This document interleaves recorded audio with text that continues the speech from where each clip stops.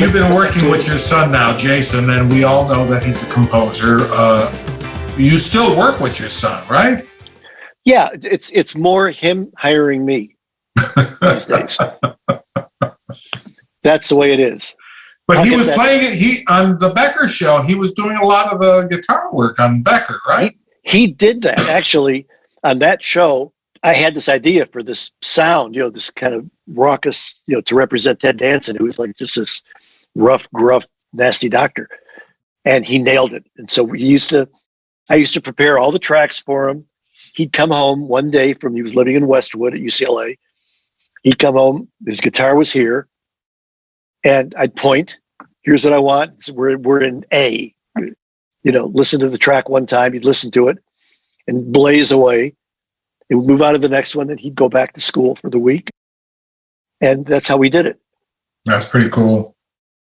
Now he calls me, for stuff that he doesn't do. So I think it's a great, a compliment for each one of you. I think it's great. Well, the thing is, I'll tell you what's really great about it, Dan, is that music has changed a lot.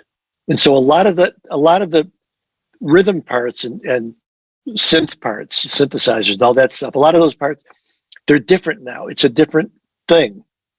Mm-hmm. And you've got to realize where your strengths are. He's totally into that stuff. Like if he says, this is what the cool kids are doing now, this is cool. Mm-hmm. I can take that to the bank. Mm-hmm. Mm-hmm. And I can put my strings on it or my horns or whatever. And I know how to keep that cool. But as far as the basic tracks, you or your boys especially would know, no, it's dated. It's not the real thing. I get that all the time from my sons. You're dated.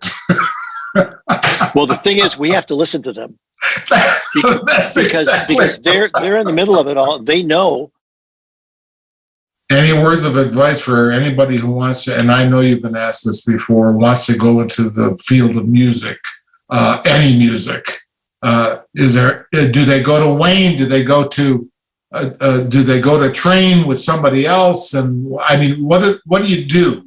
What do you do these days? Okay, I'm speaking to all the young composers out there. Yeah. The best thing you can do, call Dan Yessian and tell him that you want to be a composer, that you're willing to intern, get coffee, do all that, and don't go any further. And you're going to make a fortune. Yeah, right.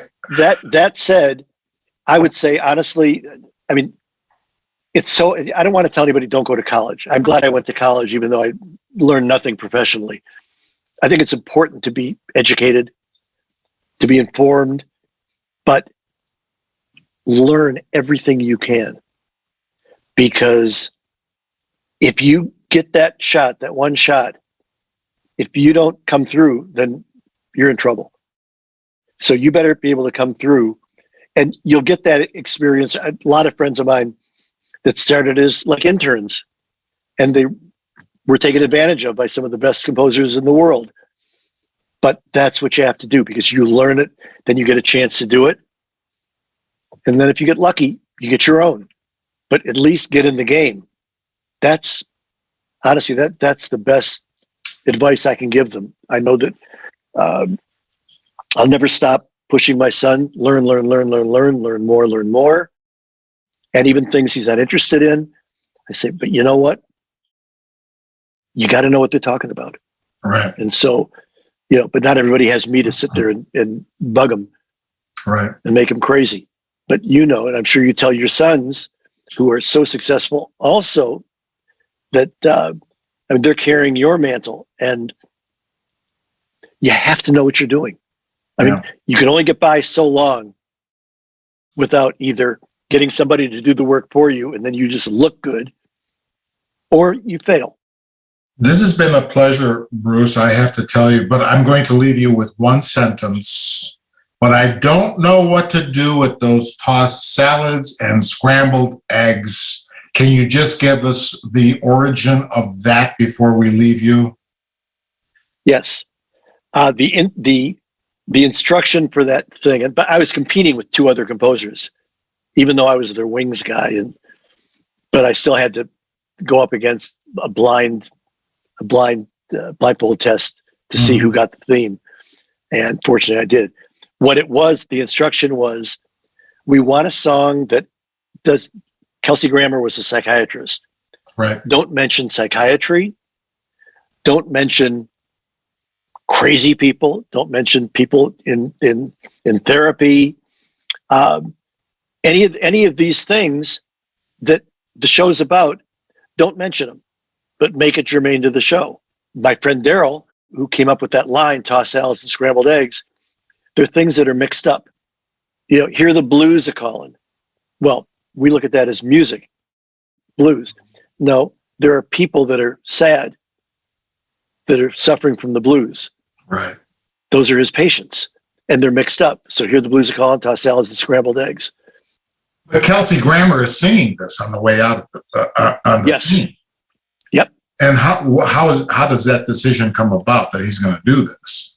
I wanted Mel Torme. If you hear the song, if you could picture Mel Torme singing it, and we've done. I love Mel Torme.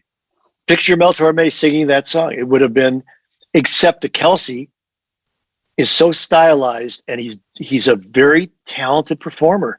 Right. As far as just, he put stuff into that nobody else would have done. Wow. You know, or somebody else would have done it, but they'd have to be as clever as him. Right. Where he just made it his own. And so they knew more than I did, because I wouldn't have chosen that. I wouldn't have known to choose him. Yeah. They did. And thank God they did, because he just, he tore it up. I mean, he went in there, and all the little things at the end, good night, Seattle, and we love you. And little thing, you know, that was great. Those little lines were him. Well, Bruce Miller, composer, conductor extraordinaire. It was such a pleasure to have you joining us for this.